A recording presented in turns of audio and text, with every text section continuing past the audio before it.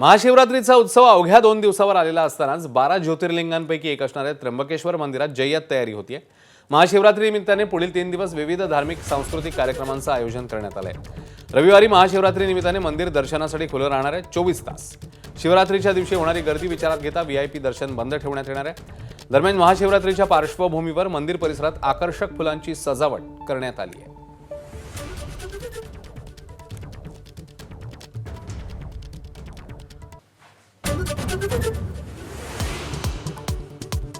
विलिनीकरणानंतर दोन्ही राष्ट्रवादीचं नेतृत्व अजित पवार करणार होते। शशिकांत शिंदेंचा मोठा दावा, तर शिंदेंचं लिखाण गैर आणि अनाठाई, तटकरेंचा पलटवार। राष्ट्रवादीच्या अध्यक्षपदाची प्रक्रिया 2 आठवड्यात पार पडणार।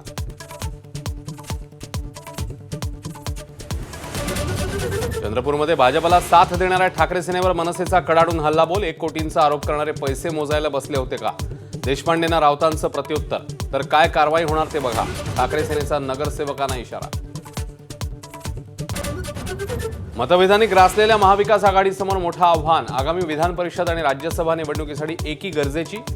फूट पडल्यास मवियाचे एकही आमदार खासदार निवडून येणं अशक्य।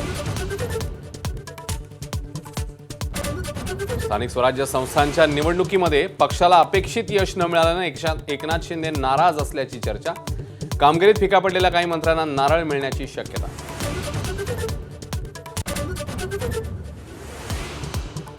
अन्न आणि औषध प्रशासनाचा लिपिक 35,000ची लाच घेताना रंगेहात ताब्यात। लाच प्रकरणाशी संबंध आल्यास राजीनामा देणार। अन्न आणि औषध प्रशासन मंत्री नरहरी झिरवाळांचा पवित्रा।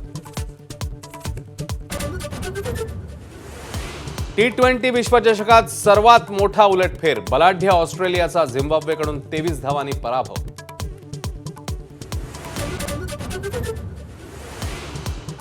बांगलादेशमध्ये 17 वर्षांनंतर पुन्हा बांगलादेश नॅशनलिस्ट पक्षाची सत्ता।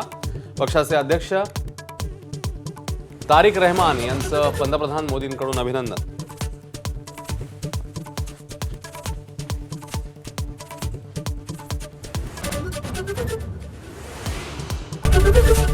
एबीपी माझा, उघडा डोळे बघा नीट।